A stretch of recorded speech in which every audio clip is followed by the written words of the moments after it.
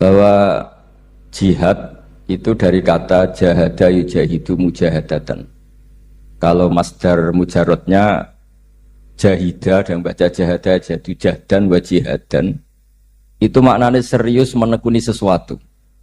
Jadi tidak harus bentuknya perang. Tapi Islam juga jangan anti perang, karena andaikan Islam itu tidak punya konsep perang, itu juga kita bingung saat kita dijajah Belanda. Jadi sesuatu itu pasti akan ada momennya, ada pembenarnya. Disebut kalau dalam fikih muqtadul hal. Saya masih ingat beberapa cerita lesan. Dulu perang itu harusnya 7 November. Bung Tomo datang ke Mbah Hashim. Tapi kata Mbah Hashim jangan gitu. Kiai bagian nyeblokno pesawat urung teko. Walhasil nunggu Ki Abbas dari Buntet Pak Kapolres itu doanya spesial untuk menjatuhkan apa? Pesawat. Saya kebetulan banyak kenal sama cucu-cucu Ki Abbas Buntet. Tanggal 10 datang terus perang dimulai. Dan itu menjadi perang sejarah karena jenderal dari Belanda ya, dari Inggris ya. Itu sampai meninggal. Jadi siapa Malabi ya? Jadi intinya Anda jangan berpikir bahwa negara ini didirikan hanya oleh umarok. Bahkan sebelum ada negara, yang sudah ada itu ulama. Dulu para wali songo sampai para kiai era kemerdekaan itu sudah membentuk satu komunitas. Di situ ada ketua pondok, ada bendahara, ada macam-macam. Sehingga kiailah yang bisa menggerakkan publik untuk melawan Belanda. Karena kiai ini juga yang memegang otoritas publik. Ketika seorang Basim Asy'ari memfatwakan jihad itu fardhu ain, maka semua orang berpikir harus jihad melawan kehadiran Belanda atau penjajah mana saja. Tapi itu satu sisi ya. Di sisi yang lain, bahasa Arab itu ada sisi uniknya. Kalau menamai penjajah itu musta'marin atau al-isti'mar. Isti'mar itu meramaikan dunia. Karena memang bangsa kita dulu itu ya aneh. Tapi nak sampean kerasani teman-teman ya kualat itu babai jenengan. Kita ini dulu memang ya agak aneh. Belanda itu sudah penjajah, tapi sama buyut-buyut kita dipanggil Doro. Bisa kamu bayangkan kiai saat itu untuk mengingatkan masyarakat pentingnya melawan Belanda. Wong manggil Belanda saja Doro tuan. Terus kemudian kita berfatwa melawan Doronya. Jadi benahi ilmunya saja wis sak penggawean kira-kira. Jadi ngelola orang bodoh itu ya kangelan. Enggak dikelola itu bangsa kita, dikelola itu ya rodok gedok banget. Wong ngundang penjajah apa? Doro. Jadi itu PR besar. Tapi kiai itu punya seni untuk memberi penjelasan. Makanya di antara kelebihan ulama itu pasti warasatul anbiya itu di fatonah ada unsur kecerdasan. Cerdas itu seni mengelola pikiran manusia, itu namanya cerdas. Makanya saya berkali-kali kalau ngaji, harusnya orang itu semuanya itu pengagum ilmu, jangan pengagum fakta, tapi pengagum ilmu. Ya saya berkali-kali mencontohkan, kalau Anda suami yang miskin, nggak punya uang, terus pulang dimarahin istri karena nggak punya uang atau kerja tidak sukses, harusnya kamu bangga. Anda juga kan yang berteori kalau suami nggak becus itu pasti dimarahin. Nah, ketika menjadi fakta harusnya Anda syukur bahwa ilmu Anda itu benar. Jadi pas istri marah, alhamdulillah ternyata teori saya ini benar. Ini lucu kan, teori Anda mengatakan demikian, tapi pas menjadi fakta Anda tidak siap. Nah, begitu juga menyangkut penjajah. Belanda itu sudah maju, Eropa sudah maju. Di mana-mana terbelakang itu menjadi objek penjajahan. Di mana-mana yang terpelajar itu posisi menjajah. Sehingga ulama berpikir bahwa awal dari kemerdekaan adalah mengertikan yang tidak ngerti. Karena teori penjajahan pasti gitu, yang tahu menjajah yang tidak tahu, yang sudah modern menjajah yang belum modern dan seterusnya. Makanya awwalu hadzal din itu al-ilmu. Makanya nomor satu itu ilmu, pengetahuan. Di sini pentingnya sampai Islam mewajibkan thalabul ilmi fardhatun ala kulli muslimin. Karena tadi bisa kamu bayangkan 350 tahun dijajah Belanda, kita manggil mereka itu Doro atau tuan. Kayak apa? Susahnya menggerakkan masyarakat yang cara pandang masih demikian. Lah kiai-kiai pada berontak dibikinkan masjid di alun-alun, diberi otoritas beragama sehingga dikira Belanda ini baik. Padahal ini dulu ya niatnya menina bubukkan biar tidak ada pemberontakan. Walhasil singkat cerita, kiai-kiai yang sudah di Mekah termasuk Mbah Hashim, beliau ketemu Muhammad Iqbal, ketemu beberapa ulama dunia, tahu bahayanya mustakmarin tadi. Terus akhirnya kiai-kiai kumpul-kumpul fatwa resolusi nopo jihad. Jadi ini mukaddimah sebagai pembenaran, sebagai setuju saya sama Kiai Haji Ulil Albab bahwa nomor satu itu jihad. Tapi jihad tadi pemaknanya harus utuh. Kalau kondisi perang ya perang, kalau kondisi stabil ya jihad untuk memajukan apa? Indonesia. Dan itu saya ulang lagi dimulai dari ilmu. Sebelum saya ngaji Minhajul Thalibin saya cerita ilmu itu apa? Ilmu itu sederhana, sesuatu yang mudah. Karena ilmu itu fitratallahi allati fataran nasa napa? Misalnya begini, saya orang miskin, nggak punya apa-apa. Sudah nggak punya apa-apa, nggak punya jabatan, terus keluarga yang nggak pati loyal, mungkin istri ada ngidolakan kita, bahkan anak kita sendiri juga nggak ngidolakan kita. Itu kan sial-sialnya orang, anak kita aja nggak pernah ngidolakan kita. Tapi untuk bahagia itu sebenarnya sederhana. Sederhananya begini. Orang pinter itu ingin mempertahankan kehidupannya, pinter sampai berobat habis banyak ke Belanda, ke Jepang supaya mempertahankan nyawanya. Si miskin ini kalau dia setiap makan, ya Allah, saya dengan makan ini mempertahankan nyawa saya. Sehingga makan itu satu kajian ilmiah bahwa ini luar biasa. Bahwa orang punya Alphard, punya uang 1 miliar, itu tidak mempertahankan sesuatu yang pokok, yaitu nyawa. Orang tidak punya Alphard itu hidup, nggak punya uang 1 miliar hidup. Tapi kalau nggak punya nasi 1 piring, nggak punya air 1 gelas bisa mati. Artinya apa? Orang miskin itu yusyarikul aghniya, sama dengan orang-orang kaya dalam hal kepemilikan hal-hal yang pokok. Tapi kadang-kadang orang miskin itu ya nyon sewu agak belagu, sudah miskin ingin punya Alphard, sudah miskin ingin punya uang, ya dia tersiksa. Harusnya cara berpikir nggak punya Alphard tuh masih hidup, nggak punya uang 1 miliar masih hidup. Yang punya Alphard hidupnya juga pakai nasi 1 piring, yang punya uang 1 miliar juga pakai nasi. Ya kalau itu kan sama, saya punya. Kalau gitu kan bisa miskin rasa kaya. Itu memang harus dilatih. Nah, kalau orang kaya kan rumahnya banyak di mana-mana. Memangnya kalau rumahnya banyak di mana-mana terus tidur di sini 1 jam, di rumah itu 1 jam, malah nggak bisa tidur kan? Tetap aja yang dipakai 1 kamar. Itu gunanya apa punya rumah banyak? Setidaknya zaman miskin itu dia berpikir gunanya apa punya rumah banyak untuk dipakai ya hanya 1. Meskipun suatu saat kalau dia kaya juga berpikirnya agak rubah. Ya penting punya rumah banyak biar kemana-mana punya rumah, nggak apa-apa. Tapi sementara masih miskin jangan berpikir seperti itu. Nah, yang menjadi miskin kacau kan sudah miskin berpikirnya gaya orang kaya, itu kecelakaan. Lah itu ilmu, maksud saya itu ilmu. Sehingga dulu Nabi ngajari orang miskin itu sederhana. Ketemu orang miskin sama Nabi diajarkan. Nabi diantara ajarannya begini. Ada seseorang man asbaha, orang yang setiap harinya mu'afan fi jasadi, dia sehat, aminan fi sirbi, negara dalam keadaan aman, tidak dalam ancaman. Indahu qutu yaumi, dia hari itu punya makan. Faka'an nama khizat lahu dunya bihadafiriha, berarti dia sudah punya dunia dan seisinya. Karena polanya sama. Buat Presiden Amerika itu yang untuk mempertahankan nyawanya ya makan pokok dan minuman pokok, bukan jabatannya sebagai presiden atau punya uang triliunan. Orang paling kaya di Indonesia juga gitu, untuk mempertahankan hidupnya juga dengan makanan pokok. Dan itu orang miskin punya. Kehidupan paling top itu apa? Ya kehidupan yang mempertahankan nyawa itu yang paling top, lainnya itu enggak.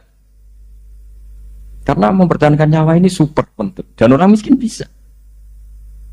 Nah, saya berharap ilmu seperti inilah menjadikan dulu itu kuat ketika melawan Belanda. Kenapa kuat? Karena mereka gampang syukur. Barokahnya gampang syukur itu selesai dengan dirinya sendiri. Kalau bahasa intelektualnya itu, orang kalau sudah selesai dengan dirinya sendiri bisa berpikir memanfaati pada orang. Dulu orang-orang miskin ketika era sahabat, termasuk era para ulama yang mendidik para umatnya, itu selesai dengan dirinya sendiri.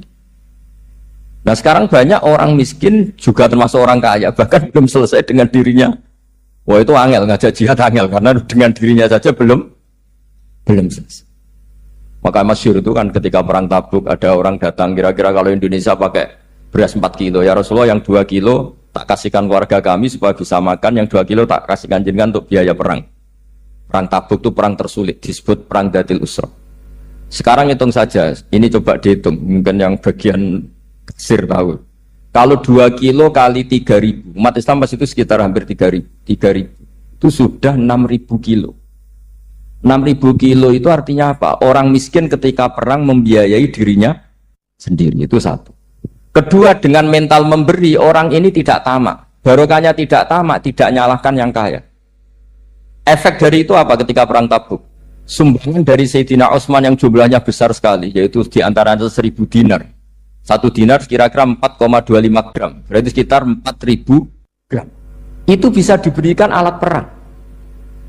Sumbangan dari Abu Bakar juga bisa dipakai beli kuda untuk perang. Nah bayangkan kalau kebutuhan orang miskin ini untuk makan itu nggak mau urun. Wah saya miskin, nggak perlu urun, usaha miskin dipakai alasan terus.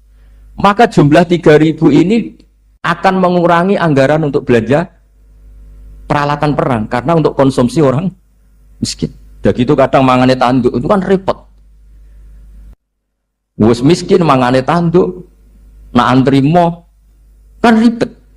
Artinya apa? Perang ini tidak fokus karena ngurusi konsumsi untuk orang-orang miskin. Nah, dulu zaman Nabi orang miskin pun semuanya heroik. Mereka dibantu gak mau, inginnya bantu. Sampai dicibir sama orang munafik. Apa gunanya sedekah 2 kilo? Wong perang ini perang besar antar negara. Pas itu mau perang melawan Romawi.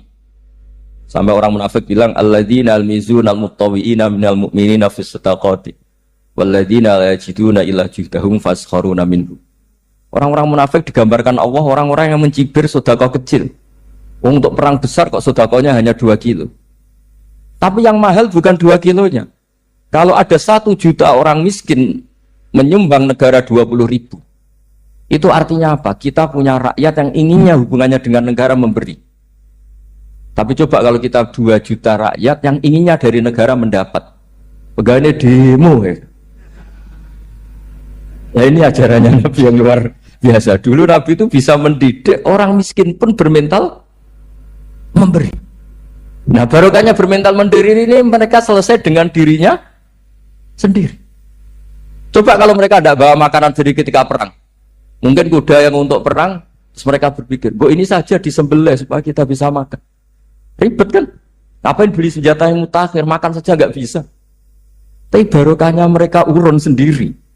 Mereka selesai dengan dirinya sendiri. Ini hebatnya didikan Rasulullah Shallallahu Alaihi Wasallam. Dulu Mbah Hashim dan kawan-kawan itu berhasil mendidik seperti itu. Santri yang miskin-miskin itu kalau ngaturi kiai duwene telo itu kayak no telo. Duwene wi tidak no. Sehingga kiai sing wis mapan-mapan, misalnya kados kula wonten kan mun setengah mapan. Ya akhirnya yo iso mangan wi. Jebule wi ku yo enak. Santri yo seneng mergo kiai ini seneng pancen wis suwi mangan pizza misalnya. Nah, tapi nak sing melarat terus aku melarat kiai tak kei wi mosok doyan. Wis melarat medhit di alasan kan ribet kan. Ini yang perlu dihilangkan. Medhit kok berargumentasi. Tapi yang mahal itu bukan winya, mental memberi. Orang itu kalau mentalnya memberi itu berarti selesai dengan dirinya. Tapi kalau tidak bermental memberi pasti tamak. Dan tamak itu mesti menghakimi orang lain. Maka dalam kitab Hikam diterangkan penyakit terberat itu tamak. Kenapa? Karena orang pikir itu tidak ada kata-kata kitab Hikam, bukan kata saya. Yang ada itu tamak. Misalnya gini, saya kenal PLT Bupati Kudus. Tidak pernah saya bilang beliau kikir. Tapi sekali saya pernah mengajukan proposal tidak kesampaian. Beliau medit. Jadi saya menvonis medit itu sebetulnya ya karena punya keinginan tidak kesampaian. Coba kalau tidak, medit orang serap penting. Misalnya anak-anak muda sama orang-orang cantik di Jakarta, pernah nggak kamu bilang itu sombong? Enggak kan? Setelah kamu bilang, Mbak aku ingin kenalan Mbak sampean, terus dia agak mau, baru kamu bilang sombong karena keinginan kamu enggak. Nah, bayangkan kalau orang bermental tomak, kayak apa bangsa ini? Nah, sahabat itu dididik oleh Nabi, tomak itu selesai karena keinginan mereka memberi. Sehingga Indonesia bisa merdeka begini itu barokahnya didikan ulama, semuanya ingin memberi. Dulu belum ada negara, tentara-tentara kemerdekaan kalau di kampung-kampung itu ya dibiayai donatur-donatur. Termasuk bahasa saya, buyut saya tuh. Itu berapa ton aja beras untuk pasukan Hizbullah, pasukan TNI. Di Aceh ada Dawud berih, ada yang baca berueh. Jadi baca aja kayak kira asap ada yang berih, ada berueh. Saya juga gak tahu orang Aceh kalau baca berih. Nyumbang berapa emas untuk kemerdekaan Indonesia. Yang Kesultanan Jogja Legowo. Jogja tidak lagi negara tapi diberikan bagian dari Indonesia dan seterusnya. Nah, jadi semua ini barokahnya didikan Rasulullah Shallallahu Alaihi Wasallam yang diteruskan para ulamanya bahwa nomor satu didik masyarakat itu bermental memberi. Dengan bermental memberi apapun kecilnya ini selesai dengan dirinya sendiri. Itu kalau sampean nggak punya mental memberi nanti pulang dari Pemda, acara ini kabupaten berkata ini tok ribet gitu. Awas itu, bar ngaji langsung lali berarti sampai. Sudah kalau nggak urun ini sudah luar biasa, nggak urun untuk berkat itu sudah luar biasa. Jadi itu yang makanya Nabi itu Quran dimulai wa mimma razaqnahum apa? Yunfikun. Quran mengajarkan bermental memberi, yunfikun. Nabi berkali-kali ngulang al yadul ulya khairum al yadis sufla. Dan memberi itu tidak harus nunggu kaya. Gambarannya Quran tentang orang baik itu gimana? Alladzina yunfikuna fis sarra wadorro, bukan fisarro saja, ketika wadorro juga. Saya pernah guyon sama orang kaya di Jakarta, dia uangnya miliaran, mungkin malah triliunan. Guyon sama saya, Gus saya ini sudah sekian bangun masjid di mana-mana, saya ini berarti hebat. Enggak, kata saya, nggak ada masjid agama tetap jalan kata, karena di kampung-kampung sudah banyak masjid kata. Masih keren tukang becak kata. Kok bisa Gus? Sampai nyumbang masjid 1 miliar, itu masjid apa kata? Ya masjid-masjid besar, nah itu paling dipakai kubah atau menara atau apalah yang tidak mendesak. Tapi kalau orang miskin ngutangi orang miskin itu kalau nggak utang hari itu nggak makan. Kan nggak mungkin tukang becak ke utang kada bank atau orang kaya raya kan kenal saja ndak. Mesti orang miskin utangnya sama orang miskin. Saya kalau orang kaya utang Habibidin mesti mau beli Innova karena level orang elit jadi utangnya itu beli Innova, aksesoris Innova, seri terbaru. Tapi kalau orang miskin sama orang miskin, utangnya itu beras untuk nyawa. Artinya apa? Kalau saya diutangi Habibidin untuk beli Innova, itu ganjarannya itu sekunder. Tapi kalau sesama orang miskin itu ganjarannya primer. Keren mana? Hutang-hutangannya orang miskin sama orang kaya. Satu menyelamatkan nyawa, satu menyelamatkan citra. Dia baru sadar, ternyata orang miskin lebih hebat ketimbang saya, lebih hebat, tapi tidak usah ditiru, kata saya. Cuma dia menjadi tidak sombong sekian miliar yang disumbangkan ke masjid karena dia menjadi tahu ternyata itu tidak banget. Nah kecuali masjid-masjid yang kamu nyumbang memang masjid perintis di daerah-daerah yang belum ada masjid. Kalau masjid-masjid besar itu kan kadang kebutuhannya sudah selera bukan pokok. Nah saya ini cerita ya jadi supaya orang tahu lah. Zaman Nabi itu orang sudah selesai semua dengan dirinya sendiri. Jadi maksud saya Islam nggak apa-apa tanpa masjid itu masjid yang sudah sifatnya selera. Indonesia kan masjid sudah sifatnya selera semua. Yang dikatakan masjid pokok kan yang dipakai sholat bisa, dipakai alat sesuci bisa. Tapi kalau sudah selera ya pondasinya harus begini, lampunya harus dari kristal, terus kubahnya itu sudah selera. Nah rata-rata sumbangan yang miliatan itu kan sudah ke selera. Sementara orang miskin utang-utangan sama orang miskin untuk menyelamatkan apa coba? Nyawa. Artinya para orang miskin jangan kecil hati, wah saya sedekah hanya 2 kilo, tapi 2 kilo nyawa. Dan itu pahalanya luar. Nah ini ilmu saja. Nah kiai itu berhasil seperti itu sehingga orang-orang miskin dulu tuh rumah tentara itu ya nganggo nganggo telo, bahkan ada yang pakai apa itu Pak Hartopo itu pisang itu ya, arasnya pisang itu, grombolnya pisang sudah dipakai saja Pak tentara. Tentara di mana-mana bisa makan. Coba kalau yang ngamal yang kaya itu tidak cukup. Tapi barokahnya yang miskin juga ikut ngamal itu cukup karena yang miskin itu mayoritas. Jadi didukung kaum miskin itu pasti menang lah kan kira-kira gitu. Karena di mana-mana orang miskin itu banyak. Menemukan orang kaya itu nyari data. Kalau menemukan orang miskin seketemunya pasti ketemu. Dan orang miskin ini dididik ulama untuk berkontribusi. Sehingga banyak tentara ketika dicari Belanda pura-pura jadi petani. Ini juga yang menyelamatkan orang miskin. Nah, ulama dulu itu orang paling sukses mensuasanakan seperti itu. Nah, itu yang diceritakan di perang Tabuk. mimpa di maka tayazihu qulubu fariqin min. Jadi perang Tabuk itu perang di antara yang paling diceritakan Allah berkali-kali apa? Ya Rasulullah, tadi malam saya memburu dan ini dapat 2 sok, ya kira-kira berapa kilo lah. Yang separuh untuk keluarga kami, yang separuh saya sumbangkan ke jenengan. Lu coba perang antar negara hanya menyumbang 2 kilo beras, bayangkan. Tapi nilainya bukan 2 kilo. Kalau 2 juta rakyat Indonesia nyumbang 2 beras, artinya hubungannya dengan negara hubungan ingin memberi.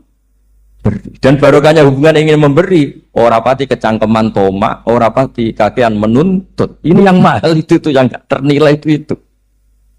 Dan itu menjadi kekuatan yang luar biasa sehingga umat Islam bisa mengalahkan pasukan Romawi. Nah, Indonesia dulu kira-kira seperti itu prakemer. Bismillahirrahmanirrahim. Wasani asyara assalam.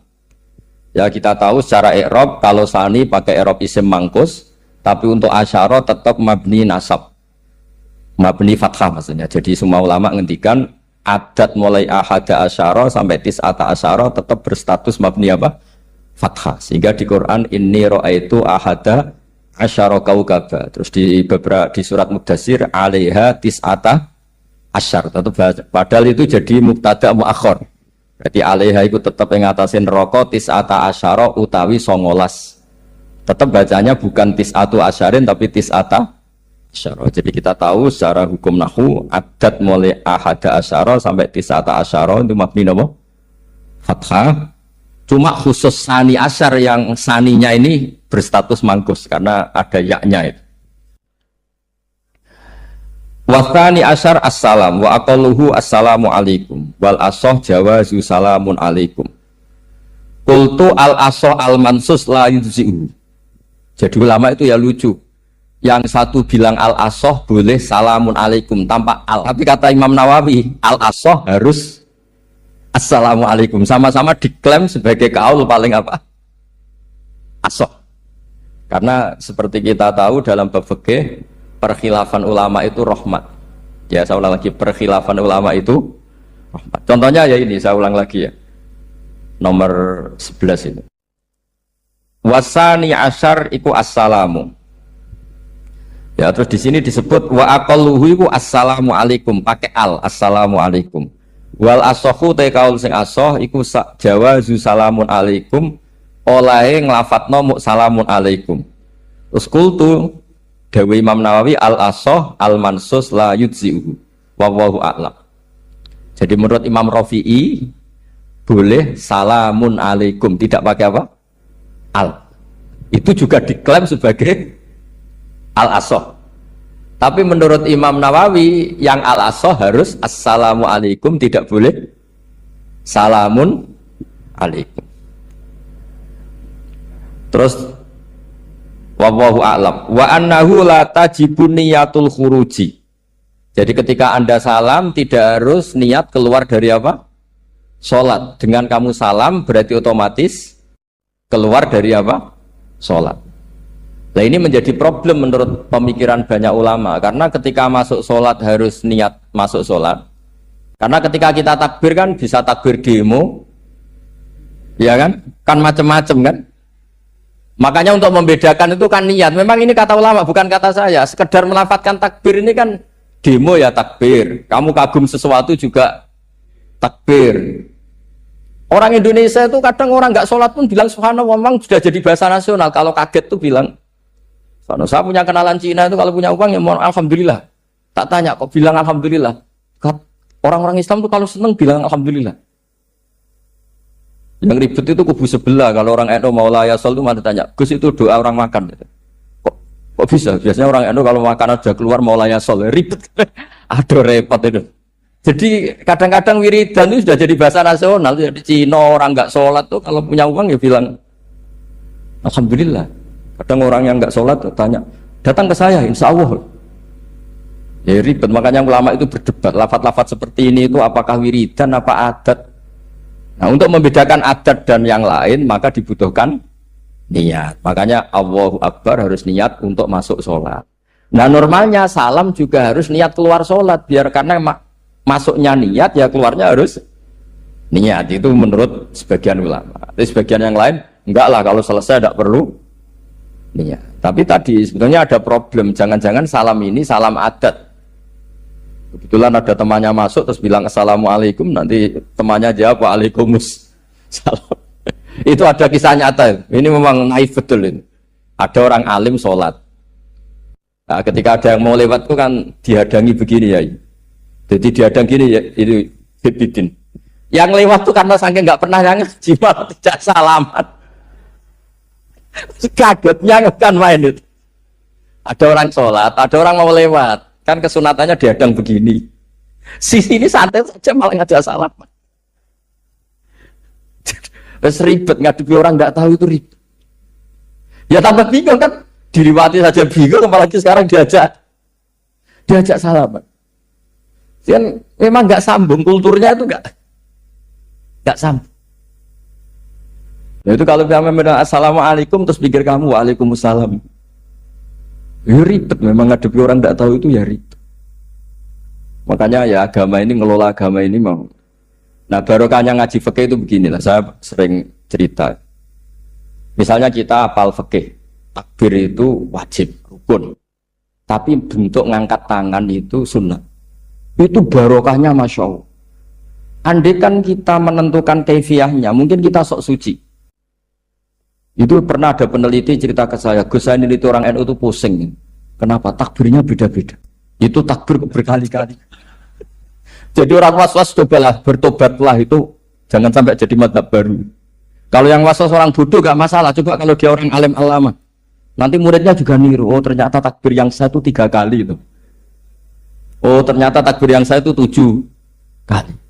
Itu kalau dia jadi imam. Kalau dia jadi makmum nyampe ini pinggir. Sampai pinggirnya takut kan bulan ini.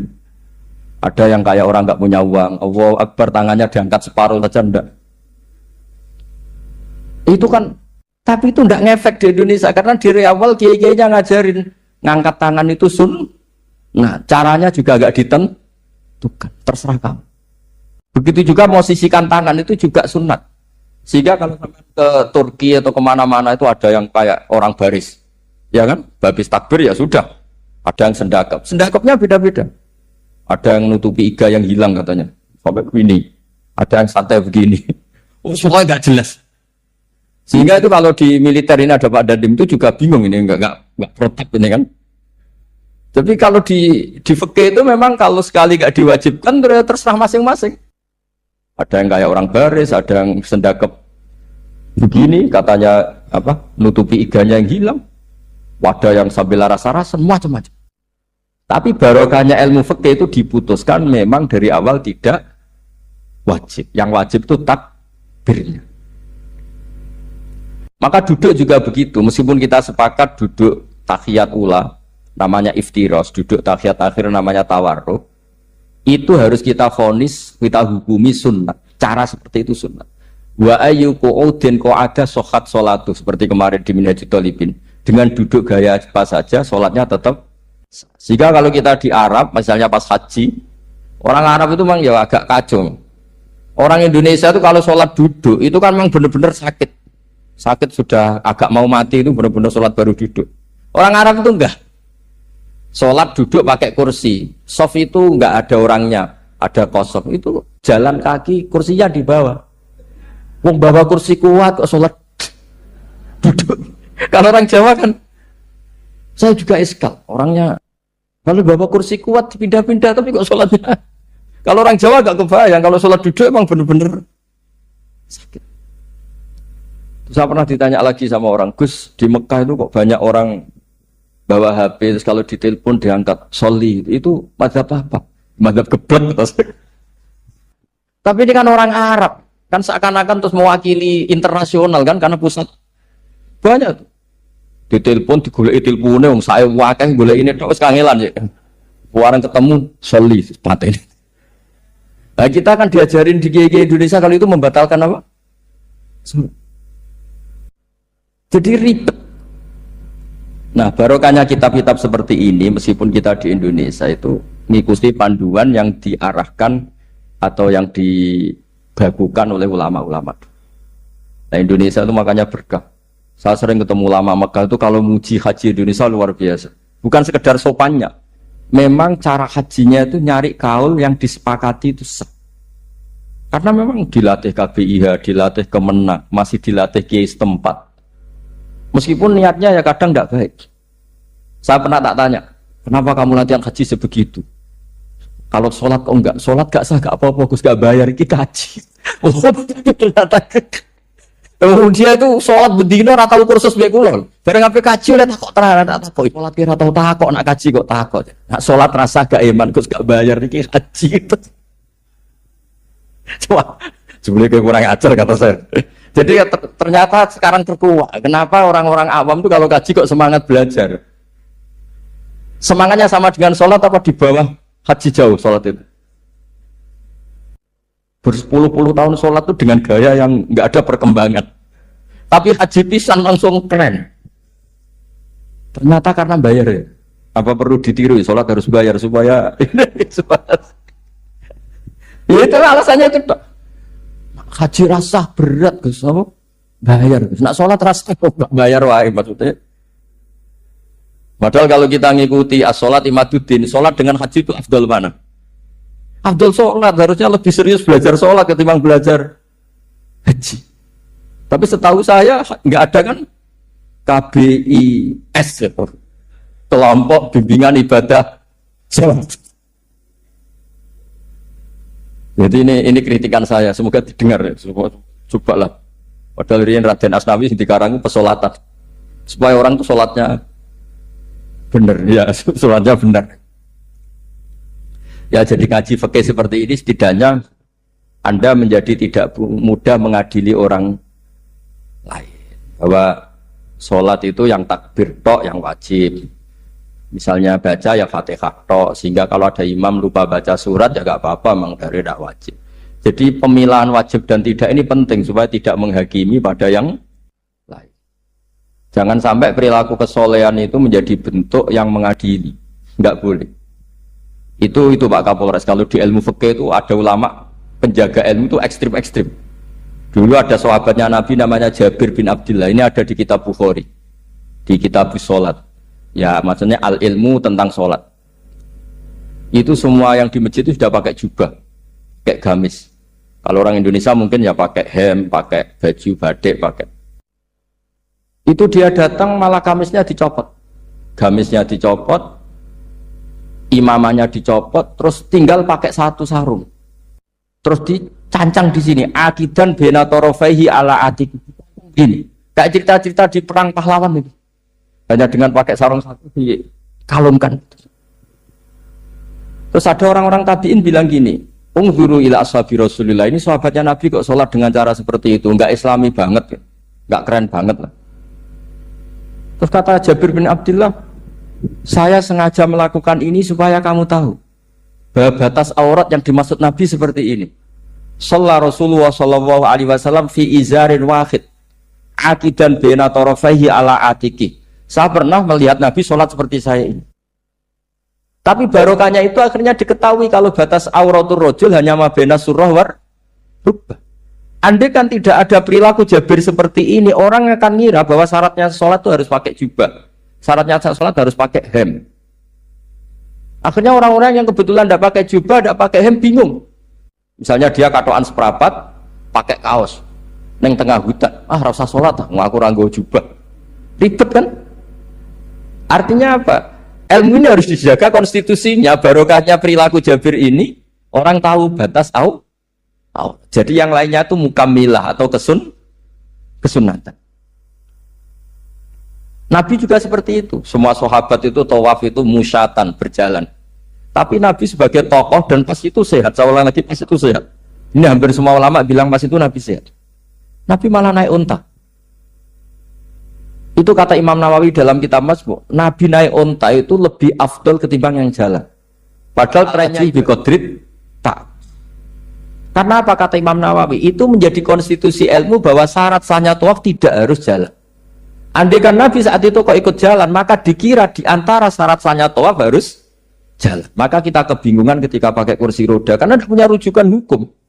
Tapi barokahnya Nabi pakai berkendara, orang menjadi tahu oh Nabi itu berjalan itu tidak menjadi syarat sah. Berkendara juga boleh. Ya ada juga sahabat yang sengaja omong-omongan, maksudnya tawaf kan kudunya meneng wiridan, tapi ada aja omongan untuk menunjukkan kalau ngomong itu tidak membatalkan tawaf. Sampai seperti itu ulama menjaga konstitusi. Makanya nyuwun sewu kayak kita ini yang anaknya tokoh, apalagi ini di sini ada Gus Albab, termasuk ada saya, yang anak-anaknya tokoh itu memang sudah harus mulai biasa lah. Karena dulu kalau soleh kebanget, itu yang ngel-ngel orang. Abu Bakar, saya tak cerita Abu Bakar itu soleh banget. Saking solehnya itu, ini nggak akan ada yang niru, saya yakin. Beliau itu hari pertama diangkat khalifah, hari berikutnya masih dagang di pasar. Singkat cerita ditegur supaya tidak usah dagang, dicukupi negara. Beliau setuju, dapat gaji. Setelah mau meninggal, semua gajinya itu disuruh ganti uang pribadi karena beliau merasa tidak nyaman. Mau mengkhidmati negara kok minta uang, ganti soalnya uang diganti. Nah, itu ya tentu tidak wajib, pejabat juga agak minat niru. Nah tapi lucunya apa? Sayyidina Umar ketika Abu Bakar sudah meninggal itu kritiknya lucu. Kamu itu solehnya berlebihan. Taman badak, sing repot sing genti. Nak soleh kok aja nemen-nemen. Mesti nak soleh ya dikira-kira lah, aja nemen-nemen. Sakake sing genteni repot. Makanya saya sering jagungan sama putra-putrane Mbah Mun itu keluarnya gitu. Abai wis alim, ganteng, ngaruhe gede, diterima semua pihak, repot sing gede iku. Mulane kula nu husnudzon ana kiai kok pas-pasan iku mesti wis dianggap strategi lah dengan cara seperti itu. Loh iya loh, kalau misalnya kita hanya Kapolres itu anak kita kan bisa Kapolda. Tapi kalau kita sudah Kapolri itu anaknya juga jadi Kapolda, belum kayak bapaknya kan. Jadi Kapolres belum kayak. Jadi kalau bapaknya hanya Kapolres kan anaknya masih gampang nanti Kapolda sudah ngelangkai kan. Jadi kadang-kadang itu artinya ulama dulu itu hebat cara. Makanya kamu jangan kaya-kaya banget, jangan sukses-sukses banget. Kasihan anak kamu nanti ini. Kasihan. Makanya saya sebenarnya jadi kiai itu yang ingin bener-bener banget, tapi saya santriku lah kira-kira. Ini bukan justifikasi, tapi ini cerita saja. Cerita. Di antara makalahnya Sayyidina Umar yang terkenal itu komentar Abu Bakar itu at-abta man ba'dak. At-abta ngel-ngel no siro man ing wong ba'daka sausi siro. Kowe iku terlalu bener sing repot aku iki penggantimu. Enggak aku maksa soleh tetep ora koyo Abu Bakar. Maksa soleh nek ora nak soleh kira-kira lah aja nemen-nemen gitu penggantinya. Ini cerita ya, jadi saya mohon. Nah, barokahnya itu juga kesolehan yang massal itu diakui oleh ulama. Termasuk begini misalnya nyuwun sewu, Nabi itu menyebut kesolehan itu ya termasuk wa fi buti ahadikum sodako, kowe ngeloni bojomu ya sodako. Ayati ahaduna syahwatahu wa walahu ajrun. Masa urusan gitu dapat pahala ya Rasulullah? Jawab Nabi enteng. Ali salawadu'aha fi haramin akana alaihi wizrun, kalau dia begitu dapat selain istrinya kan dosa. Ya berarti kalau sama istrinya ibadah, tidur ya ibadah, kumpul istri ibadah, bercengkrama sama keluarga ibadah. Akhirnya ulama bikin satu hukum yang luar biasa. Di antara hukum yang di kitab usul fikih itu begini. Mubah itu tidak ada. Ithmamin mubahin illa wa yatahaqqaqu bihi tarku haramimma. Fa'il zamu minas sukun tarkul qatli wa minas sukut tarkul qadzaf wal ghibah. Sehingga kita ulama misalnya melihat orang kampung sekatokan seprapat neng omah ngomel mbek bojone, mbok ngomel mbek anake, ini luar biasa karena tidak di diskotik, tidak di tempat-tempat yang seperti itu. Ana wong neng omah nglamun rokokan wis delok tikus liwat misalnya. Lumayan ra delok gambar porno. Itu ada ulama yang berpikir itu karena tidak ada sesuatu yang mubah kamu lakukan kecuali saat itu Anda meninggalkan keharam. Makanya kata ulama, mubah itu tidak ada. Karena saat melakukan mubah artinya Anda tarkul haram. Wa tarkul haram wajib. Berarti fal mubah wajib. Sehingga ulama misalnya sampai turun mulai barisan nanti subuh. Hadza taroka zina wa taroka sariqah wa taroka kadza wa kadza. Semoga malaikat pakai usul fikih itu. Nah, kalau malaikat pakai usul fikih itu kamu tidur habis isya sampai subuh, hadza tarokal ma'asi kasir. Nah, yang ribet kalau malaikatnya bagian khusuk. Hadza tarokat tahajud wa tarokal witro. Nah, kita semoga malaikatnya yang percaya pendapat tadi. Jadi ada dua pandangan, ada ulama mengatakan mubah itu tidak ada, karena tidak ada orang yang sedang melakukan mubah itu pasti meninggalkan keharam. Makanya ini sirinya kenapa dulu kiai-kiai top itu sering jagungan. Orang tahu semua lah, Mbah Zubair sering jagungan, dulu Mbah Tur ya sering jagungan di depan Masjid Menoro. Karena ingin mensuasanakan bahwa untuk menikmati hidup itu tidak harus dengan kekhara. Jagungan mbek konco ya seneng, gejul-gejulkan mbek konco ya seneng. Ini anggap saja perlawanan terhadap supaya tidak nikmati maksiat. Wa quddu hadatin al-istidzad bil mubahat kata Imam Ghazali. Inti beragama ini adalah nikmati sesuatu yang dihalalkan oleh Allah Subhanahu. Coba ketika orang lain bisa nikmat kalau harus ke tempat-tempat maksiat. Kamu cukup nikmat ketemu konco gejol-gejolkan zaman mondok podo melarate. Terus diterusno saiki yo melarat atau cocokan melarat itu kan keren no. Keren. Sisi tok diusir mertuane, tok diusir IP ini terus cocokan. Ndak kowe piye Kang gak apa-apa sabar kabeh kodok kodar wae Kang. Oh itu ibadah yang luar biasa. Mergo ridho sama kodok. Padahal dia tidak perlu cari nyuwun sewu hiburan yang maksiat. Nah, saya berharap ulama-ulama Indonesia itu mengikuti jejak ulama dulu. Ulama dulu itu kalau ibadah itu ya seperti itu. Jadi jangan hanya melihat ini semalaman kok tidur, tidak witir, tidak tahajud. Oke, dia memang nggak afdol, nggak sempurna lah, macam kiai pas-pasan naik kan. Tapi ya jangan lihat tarokal witro wa tarokat tahajud, tapi kamu juga harus lihat tarokal dahab ila niklaba tarokat dahab ila mahalil mak. Siapa yo sekali-kali muji orang susahnya apa sih? Suudzon itu dikurangi lah, sekali-kali muji orang lah. Jadi kalau ada orang tidur hada tarokal maas, alhamdulillah. Meskipun ya rada damu sih tarokal maasi wa tarokat toat, sudah agak apa-apa lah. Tapi lah di sini terus kualitas. Nah, dengan cara itu Anda bisa membaca Quran secara fasih. Wa min ayatihi manamukum billaili wan nahar. Lu kenapa sekedar tidur kok dianggap wa min ayatihi? Di mana-mana ayat itu kan hal-hal yang luar. Ini tentang tidur saja kok dianggap ayat. Itu bisa dimaknai keren kalau Anda pakai kaidah usul fikih, yaitu dengan tidur berarti Anda meninggalkan sekian maksiat. Sehingga disebut wa min ayatihi manamukum billaili wan nahar. Nah, saya berharap konstitusi seperti ini jalan terus. Ya saya baca ya, sampai salam selesai. Wa akmaluhu assalamualaikum warahmatullahi marroten yaminan wasimalan. Multafitan fil ula hatta yura khadduhul aiman. Tapi itu hanya akmal ya. Jadi ukuran paling sempurna kalau salam itu melengak ke kanan sampai dengan pengandaian ini bisa dilihat dari belakang. Tapi tetap saja itu ukuran apa? Akmal, tidak menjadi syarat. Jadi ya sampai melengak gini sampai kira-kira terlihat dari apa? Belakang. Tapi ukuran itu tetap akmal hatta yura khadduhul aiman. Wa fisaniyah saat terusnya alisar terus nawian assalam alaman an yamini wa yasari minal malaikati. Dia meniatkan salam itu kepada orang-orang di sisi kanannya mulai malaikat dan manusia dan jin. Wayan wil imamu assalama alal muqtadin wahum arrodda aleh wahum yanwauna napa arrodda aleh. Jadi wahum yanwuna arrodda aleh. Jadi imam niat salam untuk makmum, makmum niat membalas salamnya apa? Imam. Tapi itu saya ulang lagi hanya akmal. Terus asal isya asar tartibul akan kama dzakarna. Jadi pentingnya, jadi jangan kira terus ngaji kalau wasunanuhu wa akmaluhu tidak penting, itu penting sekali.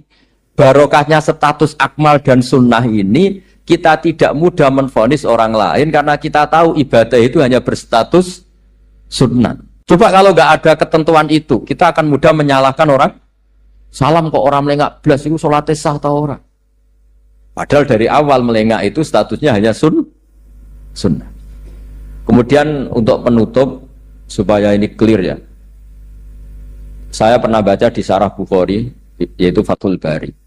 Nabi itu kalau setelah salam itu mubilan biwajihi alal hadirin. Jadi Nabi langsung menghadap ke timur. Andikan Indonesia menghadap langsung ke timur. Tapi uniknya para syurahul Bukhari itu menganggap itu tidak satu sunnah yang tidak jadi satu sunnah yang permanen. Tapi kata para syurahul hadis, siapapun boleh melakukan gerakan yang bisa memaklumatkan kalau sholat itu selesai. Saya ulang lagi ya. Jadi Nabi menghadap ke timur, kalau di konteks Indonesia, itu sebagai bentuk maklumat, ini loh sholat saya sudah. Karena takutnya apa? Orang yang dari jarak 2 kilo, 3 kilo ingin makmum sama Nabi. Andai kan Nabi tidak menghadap ke timur, tetap posisi seperti sholat menghadap ke kiblat, maka orang dari luar mengira Nabi fi sholatin. Ya, Nabi masih dalam. Bahayanya apa? Kalau orang ini langsung takbir, usolli fardhu zuhri, misalnya makmuman, ternyata Nabi sudah sholat. Berarti sholatnya nggak sah. Kenapa? Irtibatus sholat atau robtus sholat biman huwa laisa fi sholatin. Dia menggantungkan sholat dengan orang yang sudah tidak. Dan itu bahaya sekali. Masa kamu sholat, makmum sama orang yang sudah tidak. Nah, semenjak itu terus ada aturannya ulama. Siapapun yang jadi imam harus memaklumatkan diri dengan cara apa saja supaya menunjukkan kalau sholat itu selesai. Makanya adat kiai-kiai kita tetap menghadap kiblat tapi namanya astagfirullahaladzim. Itu sebetulnya memaklumatkan. Loh, nak niat banter nyentuh pangeran usah istighfar giantre ngono. Gak sopan blas. Astagfirullahaladzim. Itu sebetulnya itu memang maklumatkan iki lho jong salatku wis bar. Nabi ape makmum masbuk sing ijek salat atau cuma makmum aku gitu. Ada yang separuh-separuh ya tidak madhep wetan, madhep kulon, madhep ngalor. Itu ya sedengan maksudnya sedengan. Karena memang kata Surahul Bukhari butuh itu apa? Imam punya gerakan yang menunjukkan kalau sholatnya itu selesai supaya nggak dikira fi sholatin kemudian ada yang mak. Ya clear ini ya. Jadi tidak perlu diperdebatkan kenapa sih ada yang menghadap timur, ada yang menghadap ke utara, ada yang tetap menghadap ke kiblat. Itu nggak perlu diperdebatkan. Itu semuanya ada ilmunya, yaitu filosofinya apa? Ada gerakan yang menunjukkan kalau dia sholatnya selesai supaya tidak ada yang ikut. Sekali ada yang ikut berarti nanti apa? Robtus sholati biman laisa fi sholatin, yaitu menggantungkan sholat dia dengan orang yang hakikatnya sudah ada.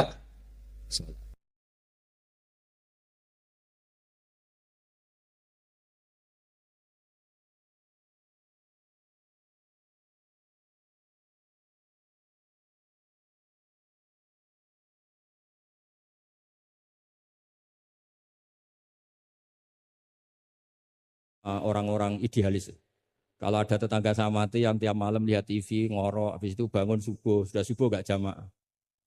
Itu kan, Gus kenapa Anda muji suami saya itu orang baik, padahal malamnya itu mesti lihat TV, ngorok, tidur. Ya itu kan orang baik. Selama ini kan hanya dibilang dia tarokat tahajud, dia tarokat qiyamal lail. Kalau saya bilang, gua tarokal ma'asya kullaha, karena tidur tadi. Susahnya apa sih husnudzon itu? Memang gara-gara gaya dia begitu kan tarokat tahajud, wa tarokat qiyamal lail. Tapi juga harus kamu ingat, wa tarokat dugem, wa tarokat kada wa kada. Karena yang dikatakan taat itu tarkul manhiyat. Orang yang taatnya pas-pasan tarkul manhiyat pakai terjaga itu kepikiran. Misalnya ada dangdutan atau ada tontonan apa, lihat dak. Tapi kalau tidur kan bangun sudah selesai. Makanya ada wamin ayatihi mana mukum bilaili wan nahari. Kata Imam Muzali, hatta inna khaira ibadatim an-naum. Suatu saat zaman akhir ibadah terbaik itu tidur. Karena kalau bangun ngayal, ketemu orang hasut, ribet. Tapi kalau tidur kan enggak. Lu tidur tuh hebat. Kenapa tidur itu menjadi keramat? Ru'yal anbiya wahyun. Kalau tidak nabi, Ru'yal mu'min itu juz'un min sittatin wa arba'ina juz'an minan nubuwah. Itu ada ulama nganalisis gini, kenapa tidur itu objektif? Orang tuh kalau terjaga, itu otaknya kan pakai versi, Allah tuh diajari. Bayangkan jadi kiai besar, terus semua orang hormat. Bayangkan kiai besar, semua orang tunduk, istrinya banyak, taat semua, rukun semua kan ngayal-ngayal. Terus presiden semua, pokoknya ngayal-ngayal. Allah itu diatur, kayak dunia miliknya. Surga juga diatur, dia masuk surga yang ini kayak tadi kata milik banyak. Tapi kalau orang tidur itu kan nol. Dia tidak punya ikhtiar sama sekali. Nah barokahnya tidak punya ikhtiar sama sekali ini, kalau Allah mau ngasih ilham atau busyra, itu orisinil. Makanya saya ini jarang wiridan habis sholat, tapi kalau sama tidur tuh wiridan saya banyak. Ini bukan pamer, bukan. Saya sampai apal doa-doa mau tidur. Allahumma rabbas samawati sab'i wa rabbal arsyil azim rabbuna wa rabbul kulli syai'in khaliqul habbi wa nazzila tawratul injil. Wah panjang. Allahumma amantu bika wa da'tu jamila amal jawab. Gara-gara baca ilmu tadi. Orang habis sholat wiridan, habis itu jalan-jalan. Ketemu orang cantik terus nyesel. Di rumah enggak kayak itu. Apa pokoknya masih banyak masalah. Tapi kalau orang mau tidur, wah ini kalau keterusan bangun-bangun ketemu mungkar, nakir. Kalau takut mati, tahu-tahu dibaca orang, kita tidak bisa ikhtiar. Apapun itu riskannya Masya Allah namanya tidur. Tapi kita berani karena tawakal sama Allah. Nah itu kalau kamu bisa mengenalkan itu tidur kamu dengan kualitas juz'un min sittatin wa arba'ina juz'an minan. Saya itu pernah tidur, ini cerita ke sampean. Tidak sering tapi pernah. Belajar kitab, sak nomornya itu tak lihat. Itu persis. Dia hanya ingin meraktekkan itu. Ya karena tadi. Kalau betul ru'yal mu'min itu juz'un min sittatin wa arba'ina juz'an minan. Makanya ada anni arafil manami anni atbahu. Makanya ketika Said Muhammad cerita, kalau ada kritikus tentang kitab Madaih, karena kadang pakai cerita ru'yal kafir, itu kata Said Muhammad, di era sebelum Rasulullah SAW, itu semua ru'ya itu orisinil. Ketika Fir'aun mimpi bahwa ada an-naron akhraqat baitahu, terus ditakwil, anna waladan min awladi bani Israel ahlaka mulkahu. Akhirnya nyata apa enggak? Nyata kan? Padahal itu ru'yal kafir. Fir'aun mimpi ada nar sing akhraqat baitahu, terus ditakwil ada waladan min bani Israel ahlaka nopo mulkahu. Nyata, padahal itu ru'yal kafir. Zaman Azizu Misro, mimpi ini aros apa bakaratin siman. Itu juga nyata, padahal ru'yal kafir. Sehingga di Dalailun Nubuwah, Imam Bukhari sendiri memasukkan komentarnya Heraklius.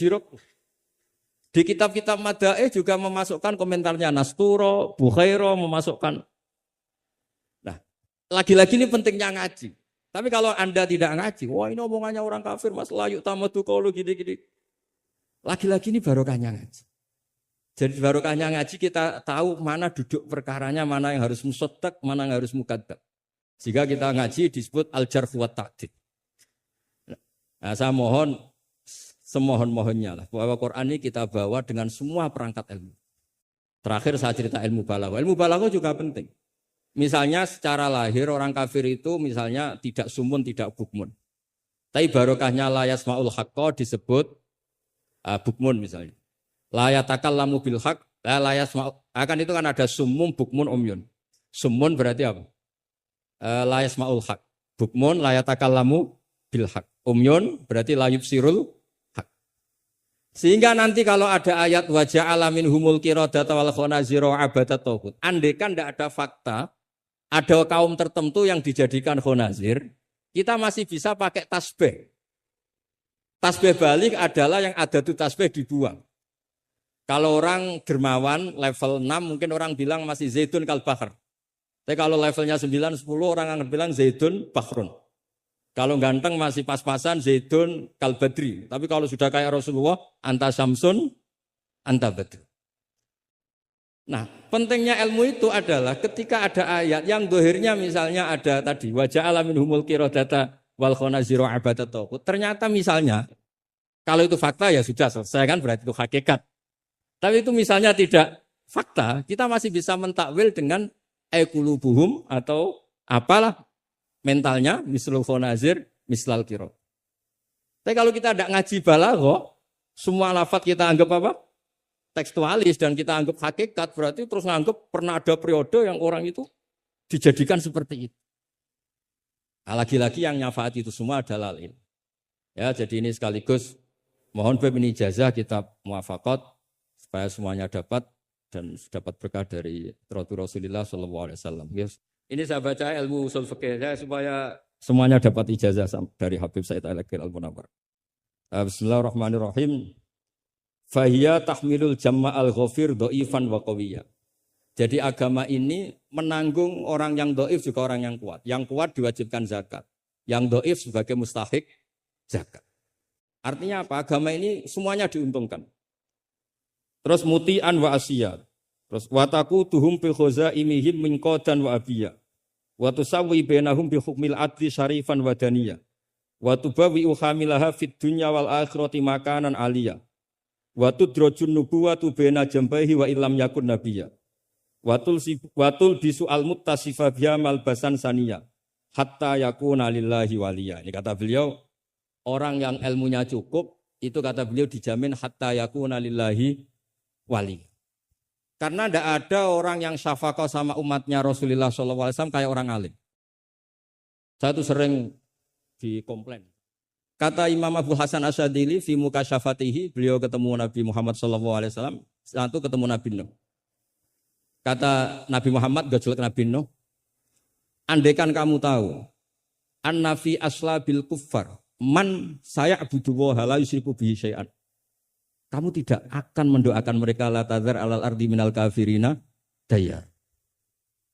Nabi ketika dihujat kayak gitu di Abdul Yalil, di Taif, itu kan sampai Malaikatul Jibal bilang, kalau kamu mau Muhammad, kalau kamu mau ya Rasulullah, mereka akan saya habiskan. Apa kata Nabi? Bal arju ayyukhrijallah min aslabihim ma ya'budullaha wa la yusyriku bihi syai'an. Mungkin bapaknya belum iman, tapi nanti anak-anaknya iman. Kita tahu kan Abu Lahab punya anak Darro, Abu Jahal punya anak Ikrimah, Walid yang kayak gitu getol Nabi punya anak Khalid. Kayak apa sabarnya Nabi, Kak? Seperti sabarnya kiai-kiai di Indonesia.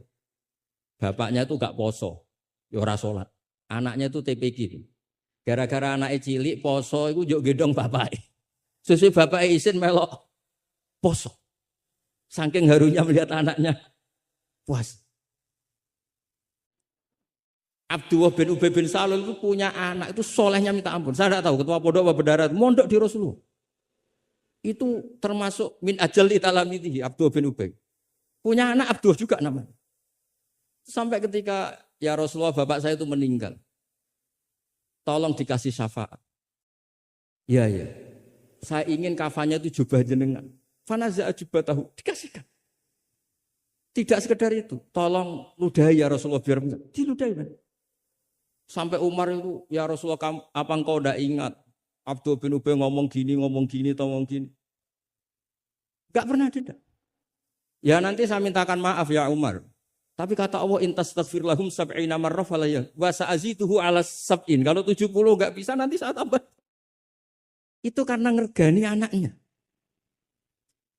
Kata banyak ulama mengatakan aslama bi ra'fati Rasulillah wa bi ahwali Rasulillah itu alfun min ahli baiti qaum. Jadi gara-gara sikapnya Nabi yang simpatik, orang kampung yang gengnya Abdullah bin Ubay itu menjadi Islam semua. Wong kok apike gitu, orang kok sebaik itu Rasul. Haru. Artinya gini, ada bukti bahwa anaknya orang enggak karu-karuan itu ya bisa mondok. Bapaknya enggak bisa baca Quran, anaknya hafid. Pas di wisuda itu nangis. Nangisnya karena dulu saya itu baca Quran aja enggak bisa kok anak saya hafid. Nah, roja ini loh yang menjadikan kita semangat, tetap enggak frustasi nyai di Indonesia. Karena Nabi ketika melihat kafir harbi saja, Nabi tetap menghentikan bal arju. Saya berharap ayyukhrijawah min aslabihim ma ya'budullaha wa la yusyriku bihi syai'an. Nah ini sekaligus supaya saya di sini ada gunanya. Andai kan undangan ini salah juga sebagai kafaroh, Gus Hamid, kafaroh semuanya. Saya baca muwafaqat karena saya pernah virtual sama beliau nerangkan usul fikih. Saya juga bingung kayak dua orang yang ngatur saya ini. Tapi saya senang sama usul fikih. Saya baca semoga ini barokah sekaligus saya minta ijazah sama Habib Said Akil Al-Munawwar. Di antara cara ulama mensifati Rasulullah SAW.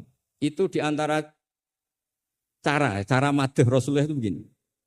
Ba'asahu terus bimillatin hanifiyatin. Terus beliau ngendikan tahdil kafah fahiman wa ghubiyah. Jadi agama ini tahdil kafah fahiman wa ghubiyah. Wa tarfuku bijami'il mukallafin muti'an wa asiyah.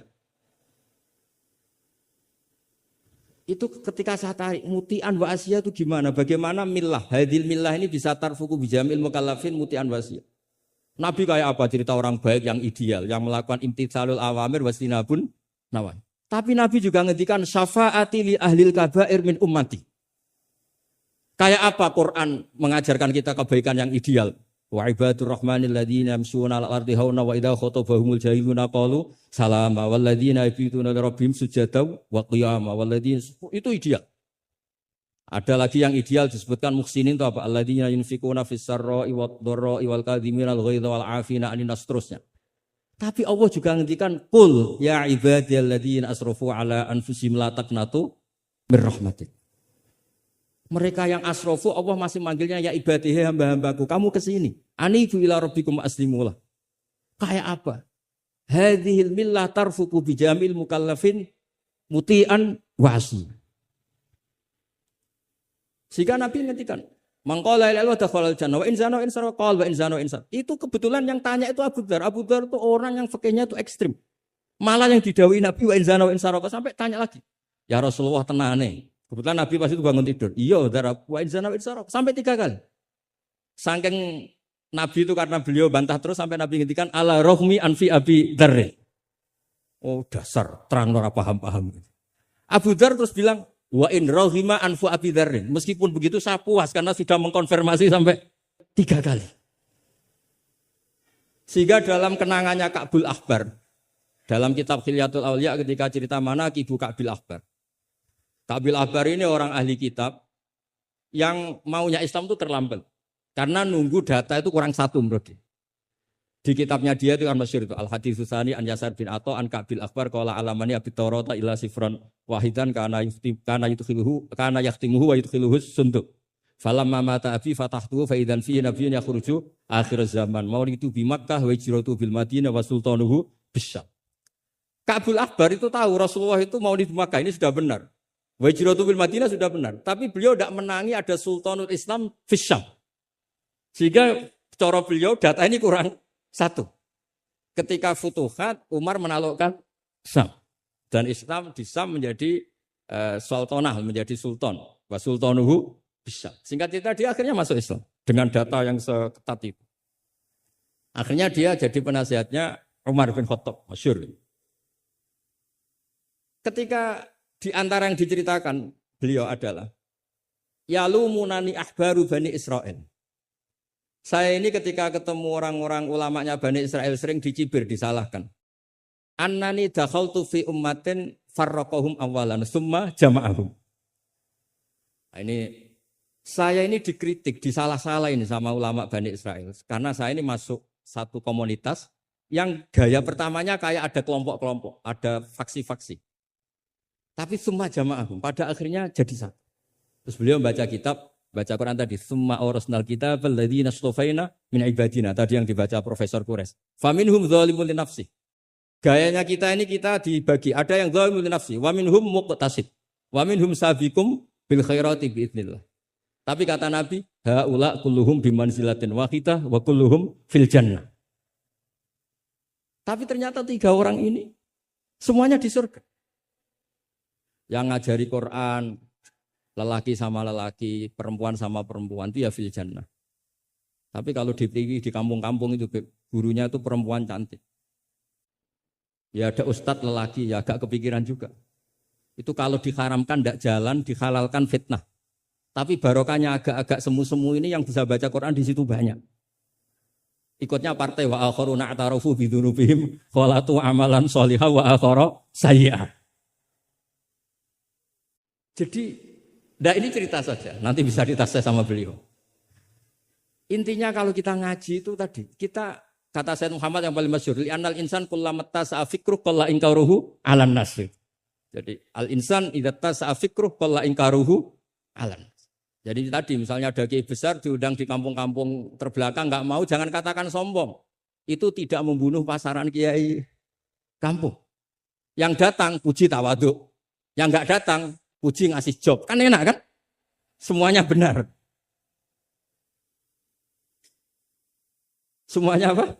Loh saya kalau bidang kemenak tidak datang, karena ngasih jatah jenengan-jenengan ini. Kalau saya datang bisa majub ini. Ya ini sekaligus minta ijazah saya baca Muqaddimah. Nah ini banyak keluarga saya sama dari keluarga langsung. Begini ya masalah ulumul Quran. Saya dulu kalau diajarin bapak itu sering beliau cerita. Kamu cari sisi ekstrimnya.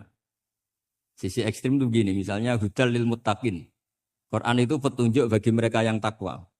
Orang-orang idealis mengartikan takwa itu adalah orang-orang yang imtitsalul awamir wajtinabun nawahi. Itu orang ideal. Tapi faktanya Sayyidina Umar itu masuk Islam tuh dengar surat Toha hina kana huwa kafir. Ketika beliau masih kafir. Beberapa sahabat dulu masuk Islam itu ketika mendengar Quran statusnya masih kafir. Sehingga ada bukti bahwa orang tidak mutakin juga bisa dapat hidayat Quran. Nah barokahnya kita baca banyak, Quran itu bukan sekedar hudal lil mutakin, tapi juga hudal linnas. Lalu dianalisis, oh jangan-jangan lil mutakin ini cara balaghah min babil iktifa, lil mutakin wa ghairihim. Buktinya ada ayat lain yang menyebutkan hudal linnas. Ini itu awal dari disiplin ilmu. Sehingga memang tidak bisa kita mengartikan Quran tanpa baca tafsir yang banyak. Kemungkinannya tadi tambah pintar atau tambah bingung tadi. Nah, soal kita tetap tidak bisa itu ya alhamdulillah memang manusia didesain wa kanal insanu dzaluman jahula. Jadi kalau kita bodoh itu sesuai rencana Tuhan memang itu. Jadi tidak usah disesali, biasa aja memang. Dari dulu juga sudah direncanakan kita ini berstatus wa kanal insanu dzaluman jaulah. Itu secara balaghah itu dzaluman banget, dolime, jaulan itu banget bodohnya. Banget dolimnya itu begini, andaikan kita ini orang baik, itu juga enggak mesti baik. Tadi dawuh Pak Kuras itu, saya sering memberi analogi. Saya ini kata orang banyak, itu ketok. Kalau diundang di kampung, musola penceng itu kalau datang, kata orang-orang itu tawaduk. Tapi kata kiai setempat, itu mangan jatah kiai cilik Gus ini. Jadi yang satu bilang tawaduk Gus, yang satu bilang cek mentalan Gus, jatahku mbok jupuk. Sehingga saya sering cerita ada acara manakiban. Biasanya kalau kiainya itu tuh Pak Said dapat ayam paling besar kalau kiainya. Kalau yang lainnya itu ya suwiran. Barokahnya saya tidak datang, yang dipakai itu kiai-kiai yang kira-kira mabadik fikih. Saya ini kan dianggap kiai kolyubi. Itu maturnunya sama saya itu maturun Gus jiran gak teko. Atau aku untuk suwiran gitu. Karena sekali saya yang datang itu ya kira-kira bintangnya saya. Jadi kadang-kadang antara tawaduk dan ngambil jatah itu enggak jelas. Nah ini pentingnya ngaji ijtihad. Makanya di sahabat kita muwafaqat. Ijtihad itu satu logika yang enggak konsisten. Sebab itu Rasulullah SAW itu kalau ngendikan apa saja. Itu ya juga dianalisis oleh sahabat. Misalnya begini, ya ummul qauma aqra'uhum li kitabillah. Tentu imam itu yang terbaik. Tapi di beberapa kejadian, akabiru sahabah itu pernah makmum sama Salim Maula Hudzaifah. Itu orang yang kelas nasabnya, marganya itu jauh di bawah Abu Bakar Umar. Tapi beliau makmum sama Salim Maula Hudzaifah.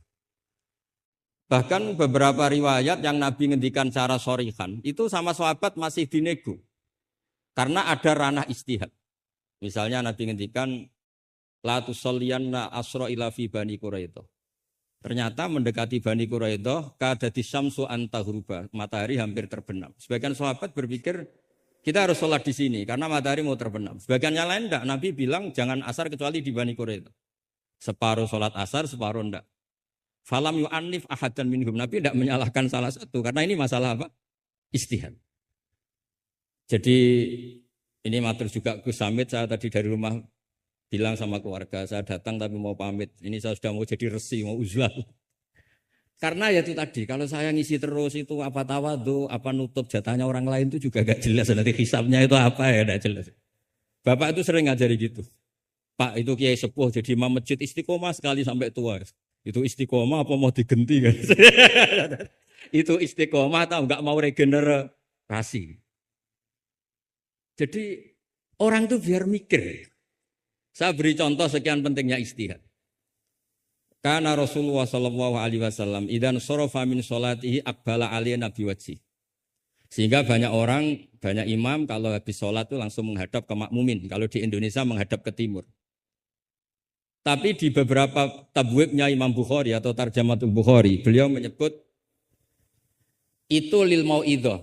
Buktinya setelah itu Nabi ngendikan ara'aitakum lailatakum hadhi. Kamu mimpi apa? Coba terangkan ke saya. Sehingga terus ada yang mempraktekkan boleh menghadap ke makmumin kalau li ta'lim atau lil mau'idhah. Tapi banyak juga ulama yang menganalisis itu bentuk maklumat anna sholata inqadat, bahwa sholat itu selesai. Takutnya Nabi kalau tetap menghadap ke barat sesuai bentuk duduk tawarruk atau tahiyat akhir atau itu nanti dikira Nabi fi sholat. Sehingga orang yang datang kemudian Allahu Akbar makmum sama Nabi itu bahaya betul dalam bab sholat. Karena robtus sholat biman laisa fi sholatin. Berarti makmum tadi menggantungkan sholatnya dengan orang yang sudah tidak sholat. Sehingga dibutuhkan sikap memaklumatkan kalau sholat itu ingkodot. Dengan cara apa? Boleh menghadap ke timur, boleh menghadap ke utara kalau dalam konteks Indonesia. Kalau kata Imam Syafi'i, ja'alul makmumin janibal yamin, berarti orangnya menghadap ke utara. Nah, analisis-analisis seperti ini penting karena Nabi memang nggak konsisten. Kadang akbala alaihi Nabi wajib, kadang istaghfaro salasan suman sorofa, kadang apa. Sehingga barokahnya ilmu itu akan luar biasa. Tadi juga disebutkan menyangkut bid'ah. Kalau sampai belajar ulumul hadis, Sayyid Muhammad menulis dalam kitab Babul Farad. Kalau bid'ah itu artinya yang nggak pernah diajarkan Nabi itu berapa? Kejadian zaman Rasulullah yang Nabi membenarkan sesuatu yang Nabi sendiri itu tidak tahu. Masyhur itu ada sahabat ketika i'tidal bilang Rabbana lakal hamdu hamdan katsiran thayyiban mubarakan fi. Kita tahu ajaran Nabi adalah Rabbana lakal hamdu mil'us samawati atau mil'as samawati wal ardh. Sehingga setelah sholat Nabi tanya, ayyukumul qail, siapa tadi yang melafadzkan itu? Semua sahabat itu diam. Karena takutnya Nabi menyalahkan. Ternyata Nabi ngendikan, tadi siapa yang melafadzkan itu? Fa inni ra'aitu isna asyara malakan yabtadiruna ayyuhum yaktubu awal. Anggap aja ini kontes kecerdasan, makanya beliau itu cerdas banget. Ben sawangane ana kiye Jawa cerdas, ibu cerdas. Ajane kula niku nggih sungkan. Enggak, saya tadi melihat 12 malaikat, wa fi riwayatin salasina malakan, itu ada beberapa riwayat. Yang mereka itu berebut menulis siapa yang menulis pertama. Saking indahnya kalimat itu. Terus ada orang bilang, ha ana ya Rasulullah, tadi saya. Itu min ghairi sabqit ta'lim, tapi tidak mengajarkan itu dulu. Terus Sayyid Muhammad melihat lagi peristiwa Bilal. Ya Bilal, kamu itu punya ngalaman apa sih sampai saya mendengar dafana alaika fil jannah. Saya melihat Qur'ana alaika fil jannah. Ketukan sandal kamu di surga. Bilal cerita, saya tidak pernah wudhu gini-gini kecuali saya sholat dengan wudhu itu. Dan banyak lagi amal-amal sahabat yang min ghairi sabqit ta'lim kemudian di-ACC oleh Nabi. Andai kan bid'ah itu yang belum diajarkan Nabi, tentu semua itu salah. Kowe sing marahi sapa, ora tak warai kok kreasi dhewe. Fa antal musyarri'. Tidak, Nabi ternyata mengiyakan. Yang ketiga yaitu peristiwa kulhu. Ada imam di Masjid Kuba, kila fi syariatin itu. Nabi arsala syariatan itu selalu kalau imam itu baca kulhu. Sampai makmumnya itu jenuh karena main kulhu terus. Singkat cerita si imam ini dilaporkan, ya Rasulullah imam yang kau tugaskan ke kita ini main kulhu terus. Itu gimana ya Rasulullah? Tapi Nabi karena bicara panggil orang itu, dipanggil. Kenapa kamu sering baca kulhu? Li'anna suratal ikhlas sifatur rahman fa'ana uhibbuha. Itu surat yang benar-benar hanya nerangkan Allah sehingga saya suka. Kalau surat lainnya itu kan surat proposal. Misalnya Anda bilang uji budak watadai terus dongo. Banyak sifatnya Allah yang kamu suka itu karena terkait Anda. Kalau ini enggak ada yang terkait kita, murni tentang Allah. Sehingga saya suka. Makanya disebut suratul ikhlas. Kalau Anda baca Ar-Rahman mesti terus hanya irhamna. Anda baca Ghafur terus ighfir lana. Jadi kepentingan Anda langsung diungkapkan. Apalagi yang Al-Mujib. Wah, langsung kemana-mana hajatnya disampaikan semua. Kamu yang punya utang, Allah yang kamu libatkan gitu. Ya kan? Kamu yang ingin wahyu, Allah kamu libatkan. Ya Allah. Masih disuruh enggak konangan itu kan. Enggak ikut Allah, enggak ikut utang, kamu libatkan suruh nyaur gitu kan. Tapi kalau surat Ikhlas enggak ada itu semua. Enggak ada mujib, enggak ada rahman, enggak ada pokoknya tentang Allah saja. Maka saya suka. Sehingga disebut surat Ikhlas karena orang baca surat Ikhlas itu pasti ikhlas karena ada terkait tentang kita. Tapi apa kata Nabi? Barusan Jibril datang memberitahu Allah itu suka kamu. Akhbirhu annallaha yuhib. Orang itu senangnya bukan main. Nah barokahnya ngaji seperti ini kalau Anda melihat imam main kulhu saja, orang alim alama itu pasti baca hadis tadi. Tapi Imam Ahmad tuh gak suka ada orang sering baca kulhu. Ini cerita ijtihad. Gak suka. Beliau dikasih tahu ini kampung ini sering baca Yasin, kampung ini sering baca kulhu. Marah besar Imam Ahmad. Ayuh jarul Quran. Ayuh jaru ghairu suratil Ikhlas. Ayuh jaru ghairu surati Yasin. Memangnya Quran hanya kulhu. Kamu ridho kalau Quran lainnya enggak baca. Kamu ridho kalau surat lainnya enggak populer, yang populer Yasin terus. Lam yakun syai'un minal Qur'an mahjura. Enggak boleh Quran jadi mahjur, harus dibaca semua. Ya tapi kan kaidah kita ada saja ulama yang mengatakan malah idrokukulu, la idrokukulu. Kalau tidak bisa semua ya kulu. Nah, ya istilah-istilah ini yang bikin kita ini ya seneng ya kadang mangkel gitu. Karena ya mangkelnya itu kok mereka yang ulama tidak kita itu. Ya kadang-kadang mangkel itu. Ya mangkel seneng gitu. Saya itu pengagum kitab usul karena mbah saya itu al-usul. Yang saya seneng ya tadi logika yang dibangun. Tapi saya pastikan al-usuli ini di antara kaidah terakhirnya itu at-takmil idza 'ada lil asli bil ibtal lam yu'tabar. Berarti at-takmil idza 'ada lil asli bil ibtal lam yu'tabar. Sehingga kiai-kiai Jawa itu kalau misalnya negur orang sepuh itu. Saya sering diceritani kiai-kiai kampung itu, ada orang sujud tuh gini, Beb. Setelah ditegur, "Mbah, kalau gini lebih sah." Enggak membenari peci malah paginya enggak sholat lagi. Jadi makanya Kiai Jawa itu malas negur karena jadinya enggak dibenahin, jadinya enggak sholat. Jadi itu masuk kaidah at-takmil idza 'ada lil asli bil ibtal lam yu'tabar. Jadi kalau dipaksakan ideal itu malah al-aslunya hilang. Makanya kitab ini yang saya baca, kitabnya Imam Syatibi. Asy-Syatibi itu ada dua, ada Asy-Syatibi al-Usuli, ada Asy-Syatibi yang al-Muqri, yaitu yang ngarang Khirzul Amani itu ya. Nah itu ini nanti saya baca beberapa kaidah dalam ulumul Quran. Jadi ijtihad itu tidak bisa, tidak benturan. Saya sering cerita di mana-mana. Dulu Imam Syafi'i itu pengagum kemiskinan, karena kalau orang miskin itu tidak ada hisabnya. Oh, senangnya bukan main dengan miskin. Selain faktanya miskin, senang tapi dengan orang miskin. Karena ada hisab. Setelah ngaji sama Imam Malik, beliau tanya, siapa orang yang selevel jenengan ya Malik? Ya dulu ada Imam Abu Hanifah, sekarang sudah wafat. Tapi ada muridnya. Namanya Muhammad bin Hasan Asy-Syaibani. Setelah beliau datang, Muhammad bin Hasan Asy-Syaibani itu kalau ngitung emas, itu di meja tamu. Ngitung uangnya di meja tamu. Uangnya. Imam Syafi'i itu ngelus dodo. Orang sealim ini kok kedonyan. Tapi kata Muhammad bin Hasan Asy-Syaibani, kalau kamu orang soleh gak boleh punya uang, gak boleh kaya, ini tak kasihkan sama lonte, sama koruptor, sama tukang dugem, tukang tukang judi. Jangan kalau dipakai orang fasik nanti gak karu-karuan. Jenengan saja. Baru sadar, iya ya. Kalau yang orang soleh kiri semua, yang fasik kaya, berarti ada syauqatu dzalim ala soleh.